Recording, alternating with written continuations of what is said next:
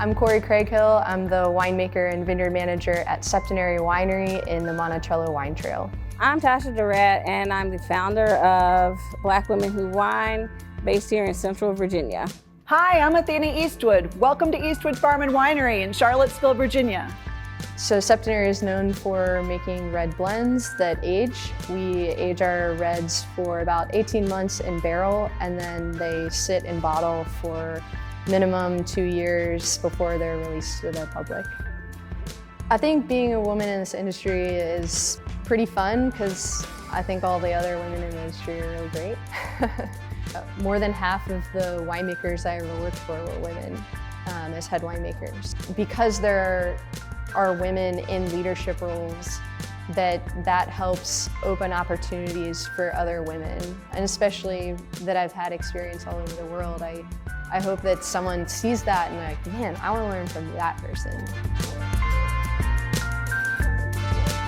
Black Women Who Wine is a membership-based organization based here in Central Virginia with the mission of improving diversity and increasing diversity in Virginia wine.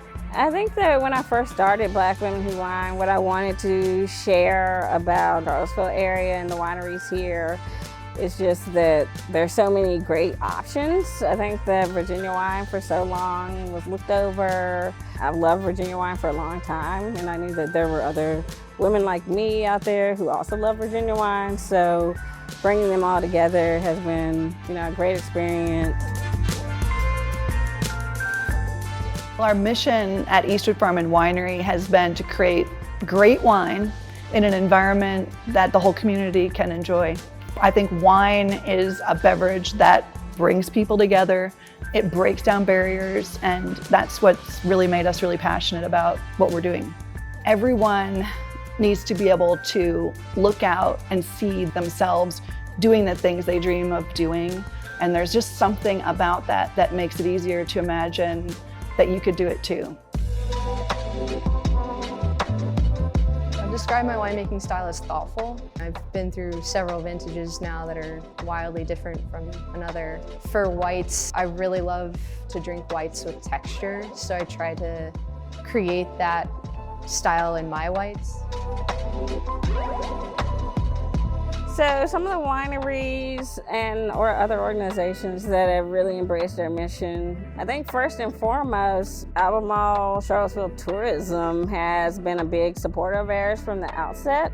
Veritas is another one, and we're here today. So here, Emily Hodson is a second-generation winemaker, and I think she's been so well prepared to, carry on the legacy of Veritas wine. We're producing these wines that are approachable, and so we are able to have people here who can find a happy medium, and I think there's really something here for everyone. Even if you're not a wine lover, I think you can find wine that you'll love, in this region.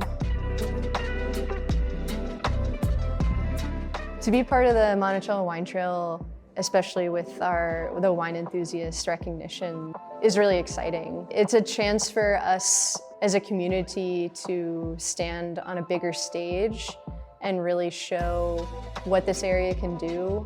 It's the Wild West. There's no rules here, right? It's run by smart winemakers that are allowing experimentation to advance our techniques in an educated and serious way. We're choosing better sites.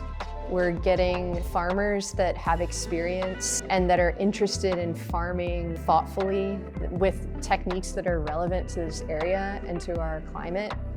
That's what fuels me, and that's what makes this industry really interesting. And I think the Monticello Wine Trail has been a really open area for that, not just with site selection and clone selection and variety selection, but also with labor and how important that is to our industry. None of this industry would exist without good vineyards and good labor and good relationships with your vineyard crew. Without the local support, we won't be able to keep expanding. My hope for this wine region in the future is that it retains the character it has now, then this feeling of camaraderie and movement towards diversity, but also that we become, bigger. I think that that's the next frontier. Like, what does it look like to be more of a wine region? I think in this region, we're known for one of the best colleges in the South. We're known for different things, and now we're known for wine. And I think that we have a responsibility to sort of carry that through and see it. So in the future, I'd hope there'd be more of an emphasis on wine throughout the region, not just in the Charlottesville area. You win something like Wine Region of the Year, and there are a lot of people who want to come here and participate, but there are people here, I think, who also want to participate. So I hope we're welcoming of the people who are here as well.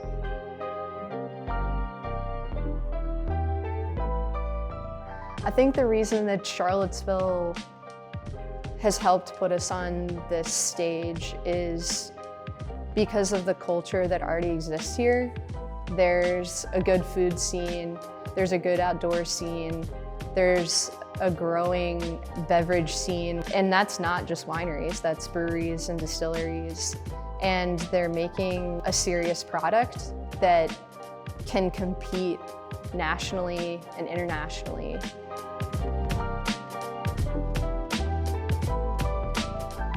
Well, I guess my hope for the wine industry would be to see it just further grow along the trajectory that it's currently on, which I think is just growing towards more and more innovation, more opportunity, more inclusivity. I expect that we're going to see that just continue to grow over the next few years and then on into the future. And I think that the quality of the wine is just going to continue to get better and better over the years. And this is going to be a region that is here to stay.